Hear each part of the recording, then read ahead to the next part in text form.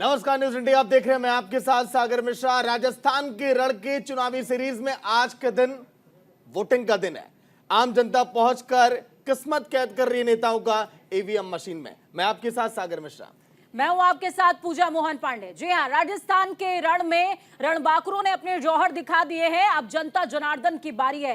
किसे अर्श दिखाएगी, किसे फर्श दिखाएगी, ये देखने वाली बात होगी। लेकिन लगातार हम वोटिंग परसेंटेज और तमाम पहलुओं पर चर्चा कर रहे हैं कि किसकी बन सकती है बात और कौन हो जाएगा धराशायी।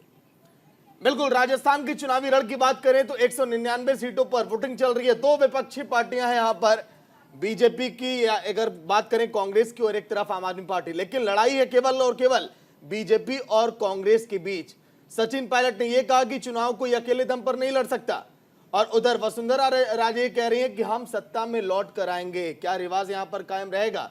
क्योंकि राजस्थान में ट्रेंड ये लगातार रहा है कि 5 साल बीजेपी, 5 साल कांग्रेस। बिल्कुल, और 5 साल कांग्रेस सबसे बड़ी बात है सागर। और हमें यह भी ध्यान देना पड़ेगा कि अभी तक का जो वोटिंग परसेंटेज सामने आ रहा है, लगभग 10% के आसपास हम पहुंचे हैं। ये बेहद सुस्त है, और सुस्त परसेंटेज को लेकर के कांग्रेस जितनी ज्यादा आश्वस्त है, बीजेपी की दिल की धड़कनें उतनी ज्यादा बढ़ी हुई है। देखिए 9.77, जिस तरह से पूजा ने जिक्र किया, 9 बजे तक वोटिंग के प्रतिशत के आंकड़े थे। अब से कुछ ही देर में 11 बजे तक के आंकड़े आपकी टीवी स्क्रीन पर होंगे।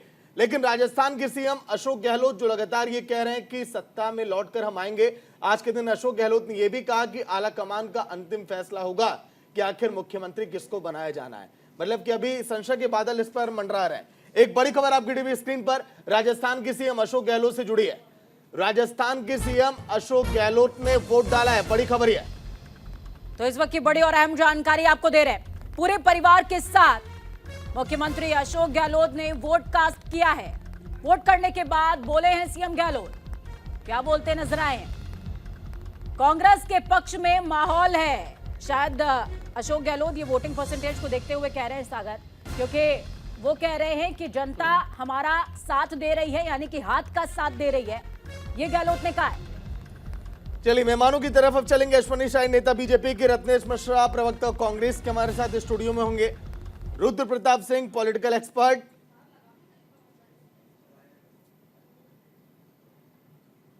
चलिए शुरुआत करेंगे चर्चा की। अश्वनी शाही नेता बीजेपी के, रत्नेश मिश्रा प्रवक्ता कांग्रेस के, स्वागत है सर आपका। रुद्र प्रताप सिंह पॉलिटिकल एक्सपर्ट, दीपक चावला जयपुर से लाइव होंगे हमारे संवाददाता, दीपक कुमावत जयपुर से लाइव होंगे, छवि अवस्थी भी जयपुर से लाइव जुड़ेंगे। सबसे पहले रत्नेश जी आपसे ले लेते हैं रिएक्शन। गहलोत साहब इतने कॉन्फिडेंस में क्यों हैं? 9.77% वोटिंग का आंकड़ा है अभी प्रतिशत, इसमें भी उनकी देखिए जिस तरह से आत्मविश्वास है वो झलक रहा है साफ तौर पर।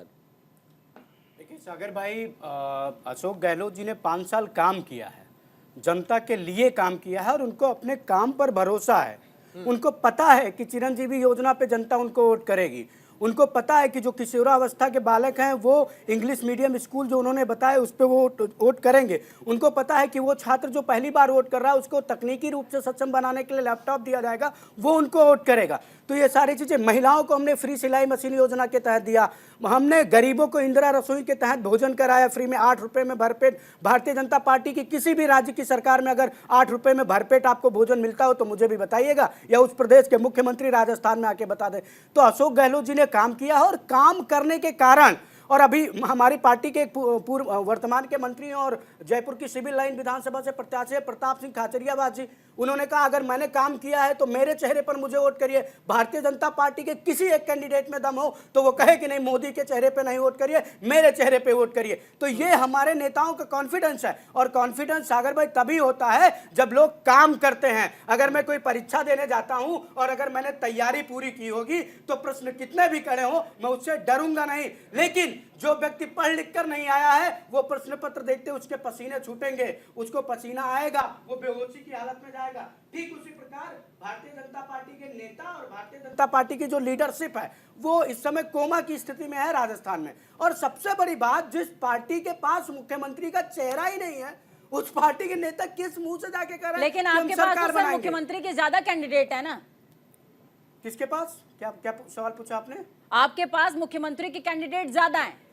नहीं, अच्छा एक चीज बताइए, एक घर में सबल लोग ज्यादा हो तो वो अच्छी बात है कि एक घर में कोई हो ही ना वो अच्छी बात अति है। सर्वत्र तो हमारा वर्जित परिवार सर, तो अति हमारा सर्वत्र वर्जित। नहीं नहीं, अति नहीं, हमारे अशोक गहलोत जी के चेहरे पर हम चुनाव लड़ रहे हैं, हमारा फंडा क्लियर है। अब भारतीय जनता पार्टी के नेता और भारतीय जनता पार्टी के बताएं कि भैया वसुंधरा राजे सिंधिया के चेहरे पर लड़ रहे हो, कि राज्यवर्धन सिंह राठौर के चेहरे पर लड़ रहे हो, कि सीपी जोशी के चेहरे पर लड़ रहे हो, कि गजेंद्र सिंह शेखावत के चेहरे पर लड़ रहे हो। बीजेपी तो वो बारात है जिसमें हर बाराती दूल्हा है। ठीक है, बीजेपी का जिक्र आपने किया है। अश्विनी साई जी हमारे साथ में जुड़े हुए हैं। अश्विनी जी, हर बाराती दूल्हा है।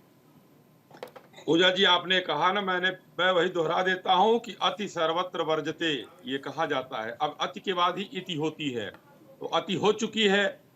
अभी हमारे रत्नेश भाई बहुत जोर शोर से योजनाओं को गिना रहे थे।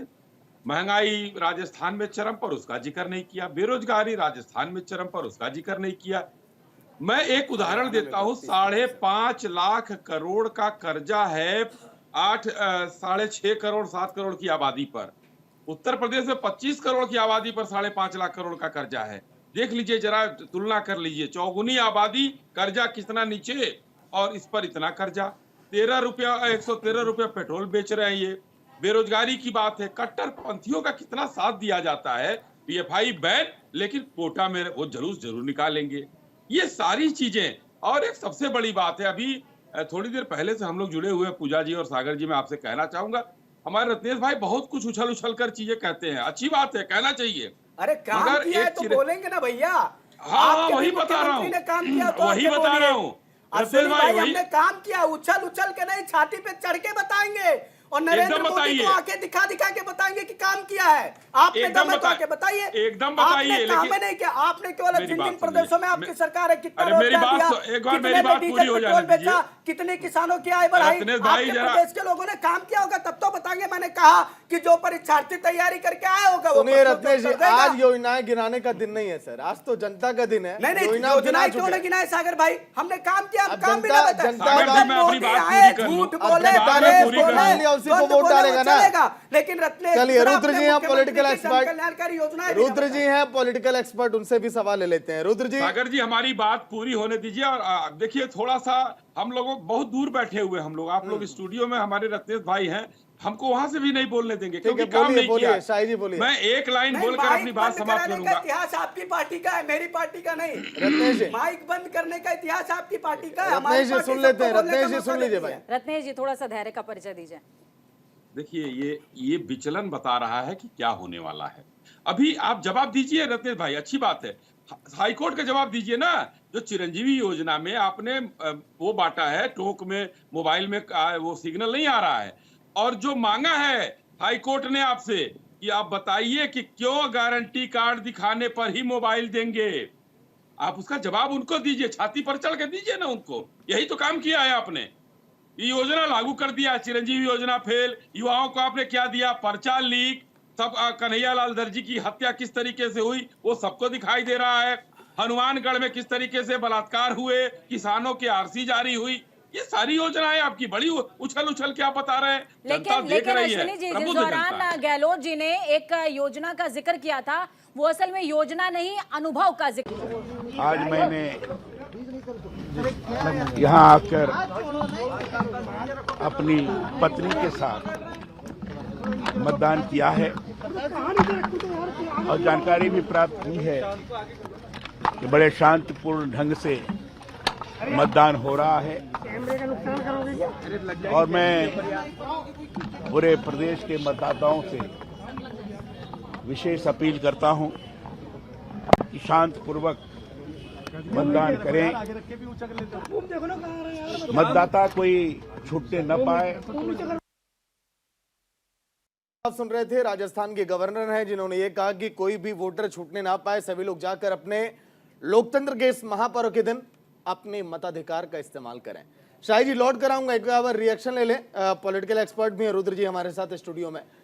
रुद्र जी, क्या कहेंगे, आज मतदान का दिन है, सभी पार्टियों को बढ़ चढ़कर अपील करनी चाहिए कि अपने मत का इस्तेमाल करें, क्योंकि 9.77 बजे तक का आंकड़ा कहीं से भी खुश नहीं करता है, अच्छे इशारे नहीं है ये लोकतंत्र के दिन। देखिए सागर जी, अभी जैसे हम लोग इसके पहले जो बात कर रहे थे, तो कांग्रेस के हमारे मित्र बड़ी अच्छी बातें करते हैं, लेकिन हमको कांग्रेस की एक चीज़ नहीं समझ में आती कि इनका मैनेजमेंट कितना खराब है। जितना अच्छा ये बात यहाँ बोल रहे हैं योजनाओं को लेके, इनको तो प्रचार में लगाना चाहिए थे कांग्रेस को।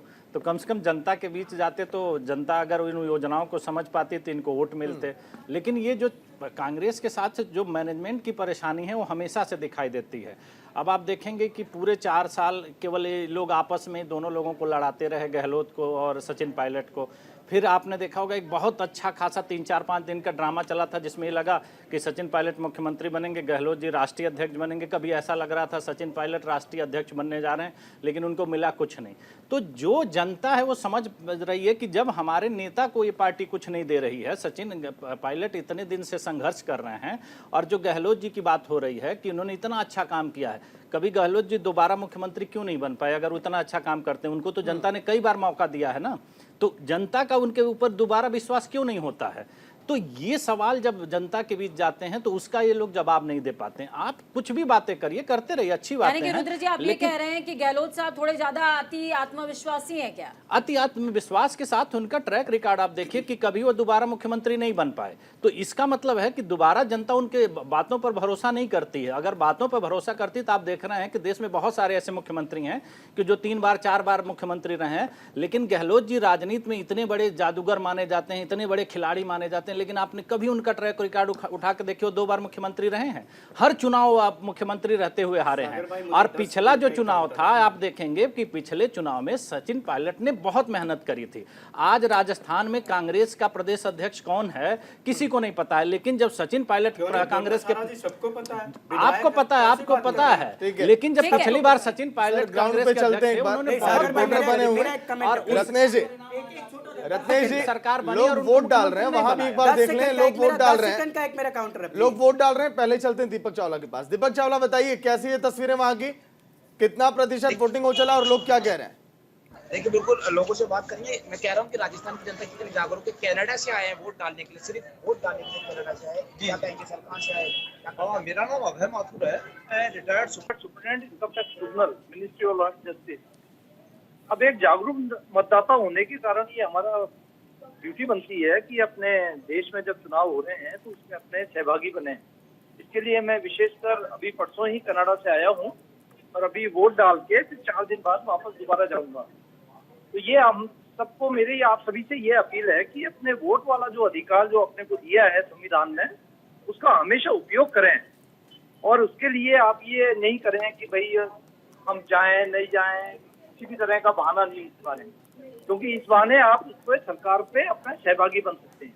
धन्यवाद। लोग तो 5 से नहीं आते, तो कनाडा से जाहिर सी बात है लाखों से आने जाने का खर्चा भी। जी हाँ, बिल्कुल बिल्कुल। खर्चा देखिए सब अलग जगह है। अपन अपने जो भी कुछ करते हैं, कमाते हैं, करते हैं, वो अपने जीवन यापन के साथ साथ अपना एक सामाजिक दायित्व भी है। तो अगर सामाजिक दायित्व के लिए कुछ खर्चा भी करना पड़े तो इसके लिए मैं समझता हूँ कि कोई बुराई नहीं है। तो मेरा आप सभी से विनम्र निवेदन है कि अपने जो ये वोटों का अधिकार संविधान ने अपने को दिया है, उसके बारे में जरूर अपन उसका उपयोग करें, जिससे कि सरकार में अपन सहभागी बन सकें। इसके अलावा अपन कोई दोष नहीं दें बाद में कि साहब ये ऐसी सरकार है, वैसी सरकार है। जब तक अपन सहभागी नहीं है, जब तक अपन किसी को दोष नहीं देते। बिल्कुल ये कह रहे हैं कि अगर आपको कोई पसंद है तो आप उसके पक्ष में वोट दें, और कोई नहीं पसंद है तो आप उसके पक्ष में को वोट नहीं दीजिए, लेकिन सहभागी बने। जाहिर सी बात है, इन्होंने एक अच्छा उदाहरण दिया है। कनाडा ये रहते हैं, कनाडा को यहाँ नहीं है, बहुत दूर से आए हैं और वोट डालने के लिए। लोगों से अपील करें कि आप भी अपने घर से निकलें और वोट डालें। दीपक, बड़ा इनिशिएटिव है और न्यूज इंडिया भी तमाम दर्शकों से अपील कर रहा है कि अगर आप राजस्थान से ताल्लुक रखते हैं तो अपना वोट का इस्तेमाल जरूर कीजिए, क्योंकि आपकी उंगली पर लगी स्याही सिर्फ आपका नहीं बल्कि आपके क्षेत्र का, आपके प्रदेश का भविष्य तब्दील कर देती है। छवि ग्राउंड जीरो से हमारे साथ जुड़ी हुई है। छवि, मैं आपके पास आऊंगी। देखिए, महिलाओं को आकर्षित करने का पुरजोर प्रयास हुआ, फिर चाहे वो प्रधानमंत्री नरेंद्र मोदी हो या फिर कोई भी और स्टार कैंपेनर, सबकी तरफ से महिलाओं को आकर्षित करने का पुरजोर प्रयास हुआ। लेकिन जो वोट प्रतिशत है वो आकर्षण की तरफ नहीं, विकर्षण की तरफ इशारा कर रहे हैं। की बात करें तो जो अभी आंकड़ा है 9 बजे तक का था, 11 बजे का जो अब अपडेट आंकड़ा आएगा उसके हिसाब से एग्जैक्ट पोजीशन पता चलेगी। क्योंकि देखिए सुबह सुबह क्योंकि सर्दियों का टाइम है, सुबह लोगों को निकलने में समस्या होती है, धीरे धीरे लोग निकलते हैं, तो 9 बजे बाद का जो अब आएगा वो मुख्य रूप से प्रतिशत देखा जाएगा। वहीं बात करें महिलाओं की, तो देखिए मैं पहले भी ये बात बोल चुकी, एक दौर था जब महिलाएं दूसरों के कहे अनुसार वोट देती थी, लेकिन अब महिलाएं अपना चुनाव खुद करती हैं, वो अपना नेता खुद चुनती हैं, और यही वजह है कि अब कहीं ना कहीं वोटर साइलेंट है। इसी के साथ अभी जिस तरीके की पॉलिटिकल चर्चाएं हो रही थी उसमें कई मुद्दे उठाए जा रहे थे। कुल मिलाकर आज की स्थिति में मैं ये कहना चाहूंगी कि आरोप प्रत्यारोप का अब जो टाइम था वो आउट हो चुका है। अब जनता फैसला करेगी, जनता के पास फैसला है कि वो इन 5 साल को किस तरह देखता है, वो विपक्ष को किस तरह देखता है, वो सरकार को किस तरह देखता है, क्योंकि खामियां दोनों में रही हैं। जहाँ एक और बात हो रही है कि अशोक गहलोत दोबारा सरकार कभी रिपीट नहीं कर पाए, तो देखिए इस जगह समझने की बात ये है कि सरकार तो रिपीट वसुंधरा राजे भी नहीं कर पाई, क्योंकि राजस्थान में रिवाज रहा है एक बार भाजपा एक बार कांग्रेस। वही बात होती है युवाओं की कि सचिन पायलट ने पूरी कोशिश की लेकिन उनको तवज्जो नहीं मिली। इस तरह की समस्या भाजपा में भी रही। सतीश पूनिया कहीं ना कहीं ये दंश झेल चुके हैं। वही अगर कांग्रेस की बात करें, कांग्रेस में कई कमियां रही। चलिए ठीक है छवि, जवाब पर आपके बने रहेंगे। राजस्थान केरल में अगर हम बात करें तो 11 बजे तक के मतदान के आंकड़े जल्दी ब्रेक के बाद आप तक हम पहुंचाएंगे, लेकिन 9 बजे तक मतदान के आंकड़े करीब 10% हो चले हैं। 2 पार्टियां कांग्रेस और बीजेपी के बीच कांटे की टक्कर। छोटा सा ब्रेक, जल्द हाजिर होंगे। जल्द वापस लौटते हैं।